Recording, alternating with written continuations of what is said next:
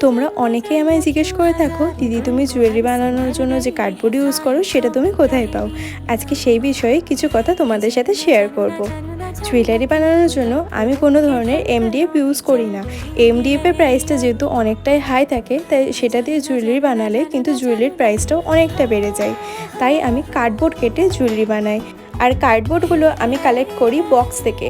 অনেক শক্ত শক্ত বক্স থাকে বা কার্টন থাকে যেগুলোর মেটেরিয়াল অনেকটা হার্ড থাকে, সেগুলো দিয়ে কিন্তু ইজিলি জুয়েলারি বানানো যায়। আর আমার মনের পছন্দ মতন যে কোনো শেপ আমি দিতেও পারি। এমডিএফে কিন্তু সমস্ত শেপের পাওয়া যায় না। এখন তোমাদের কোয়েশ্চেন থাকতে পারে যে দিদি এমডিএফ ইউজ না করে কার্ডবোর্ড ইউজ করলে জুয়েলারি তো নষ্ট হয়ে যেতে পারে। না, একদমই কিন্তু জুয়েলারি নষ্ট হয় না। জুয়েলারি কিন্তু অনেক ভালো থাকে, অনেক লাস্টিং করে। আমি যেহেতু অনেক বছর ধরে ইউজ করছি তাই তোমাদেরকে জানালাম। ভিডিওটি যদি তোমাদের একটুও কাজে লাগে তাহলে একটা লাইক করে দিও আর চ্যানেলটাকে অবশ্যই সাবস্ক্রাইব করো। Thank you.